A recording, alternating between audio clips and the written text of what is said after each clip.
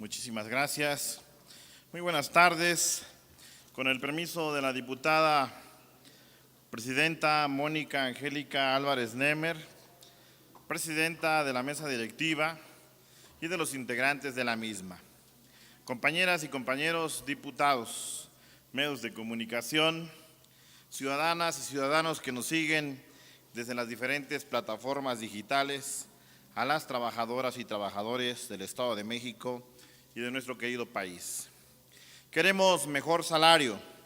y condiciones laborales dignas. En todo el mundo, miles de personas se manifestaron el 1 de mayo para conmemorar el Día del Trabajo y exigir mejores condiciones laborales y salariales. Demanda que comenzó cuando los trabajadores de la Federación Americana del Trabajo, en 1886, iniciaron una huelga para exigir justicia laboral, salarios dignos, jornada de trabajo de 8 horas, derecho a la huelga, libertad de expresión y asociación,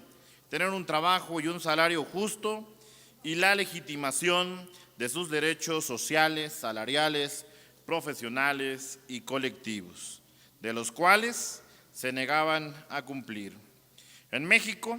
estas demandas se hicieron visibles por primera vez en 1913, cuando más de 25,000 trabajadores marcharon por las principales avenidas de la Ciudad de México para exigir de manera pública la solución a sus demandas laborales. 1886 y 1913, ¿cuánto tiempo ha pasado desde esas fechas que hemos referido?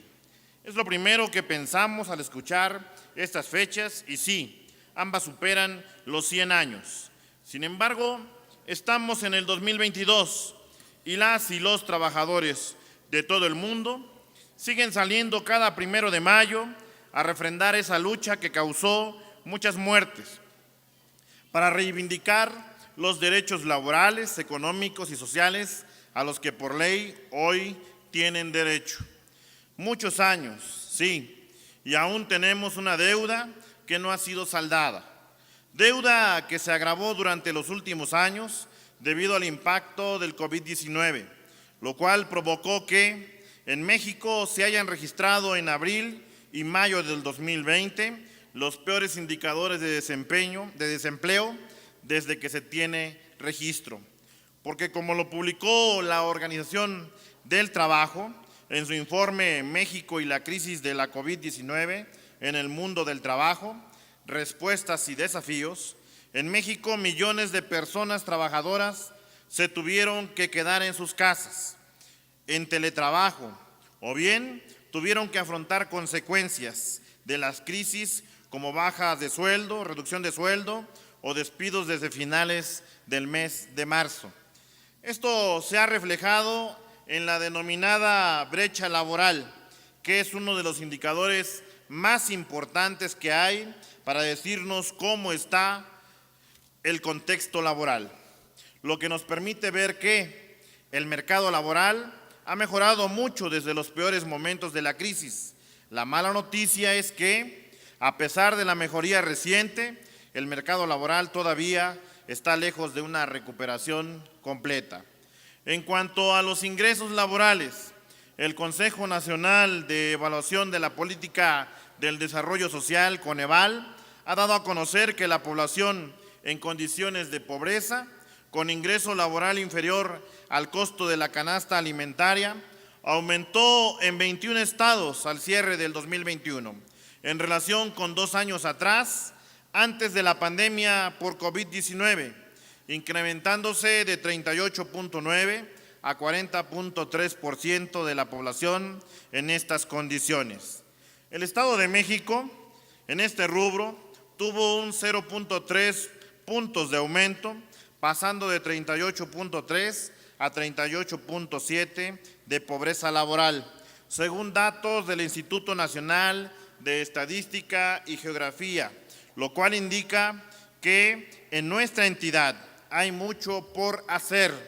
porque este porcentaje refleja cuántas personas viven en hogares sin suficientes ingresos laborales para comprar los productos alimentarios que les permita cubrir sus necesidades más básicas o elementales. Y aún se ve más el impacto por el aumento de los precios en el país, que no da tregua, ya que alcanzamos una inflación del 7.72% en el mes de abril.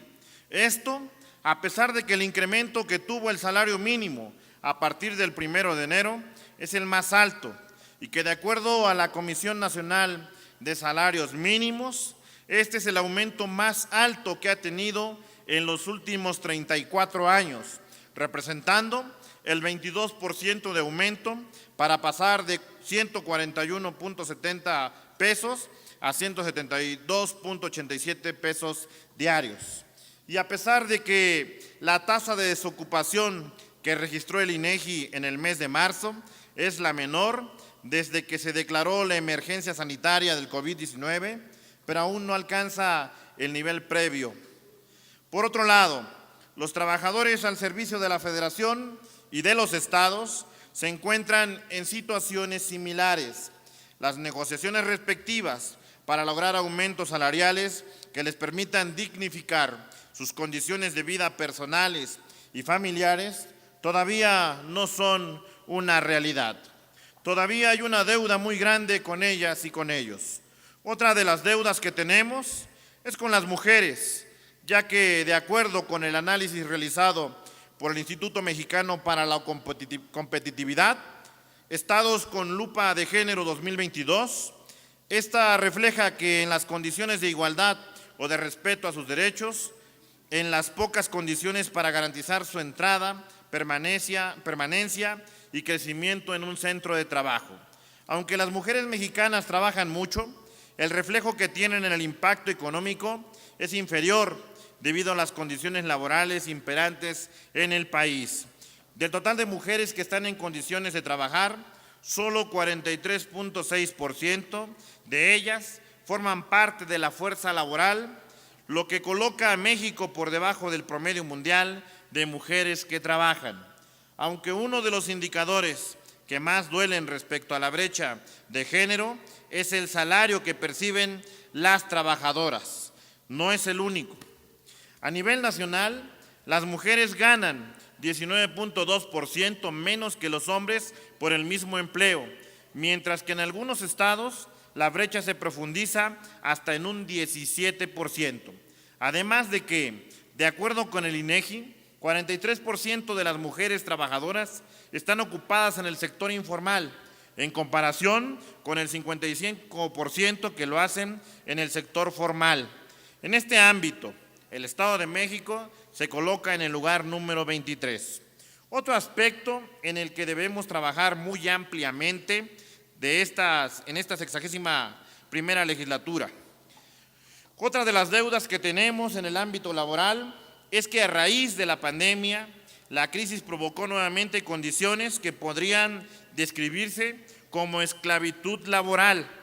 por lo que expertos en asuntos laborales y sindicales coincidieron en que este 1 de mayo estamos sin nada que celebrar o que conmemorar o que reconocer a los trabajadores. El trabajo a distancia en las casas ayudó a evitar más contagios, pero también convirtió a los hogares en los centros de trabajo de 24 horas y los 7 días de la semana sin horarios efectivos de trabajo. En este punto, como ejemplo, quiero resaltar lo que vivieron las y los trabajadores de la educación, quienes atendían no solo a sus alumnos, sino también a los padres de familia, que muchas veces por las actividades propias de ellos o por falta de recursos económicos para la conectividad como el internet y otros más, los buscaban en horarios que correspondían a las jornadas laborales oficiales y aún así, siempre que estuvieron presentes, como decimos, maestros de 24/7. Esta situación en muchas mujeres y hombres profesionales de todos los sectores ocasionó estrés laboral y crisis nerviosa entre la clase trabajadora, o lo que los expertos denominaron como síndrome del trabajador quemado,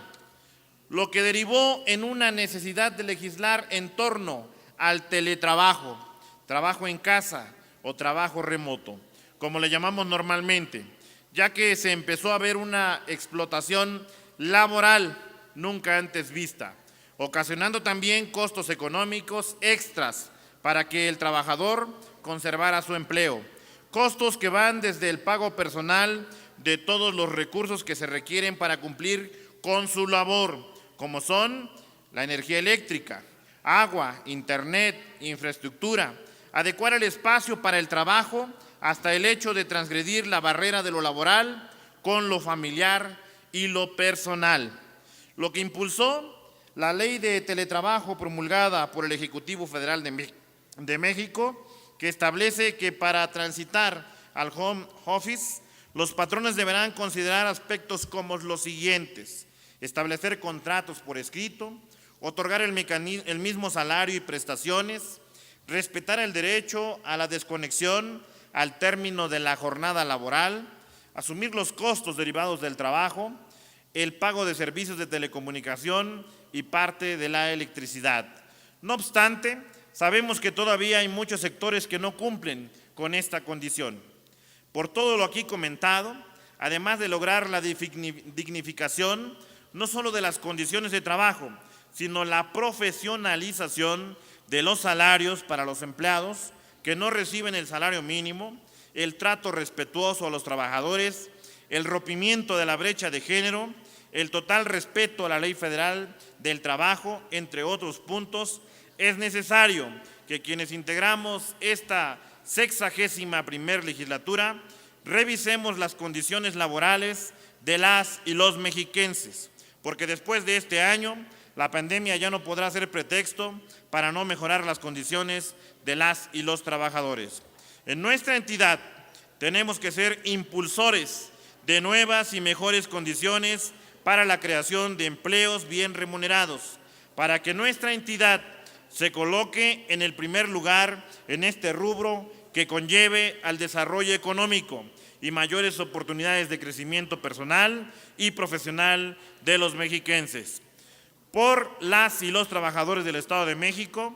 construyamos lo que corresponde para que todos, el 1 de mayo, la demanda que queremos, mejor salario y condiciones laborales dignas, sea solo parte de una lucha que recuerde y no parte de una vida que se padezca. La tarea es grande, pero seguro estoy que las mujeres y hombres de esta 61ª legislatura cumpliremos con el compromiso que tenemos con las y los mexiquenses para saldar por una las deudas que tenemos con la clase trabajadora. Es cuanto, diputada presidenta.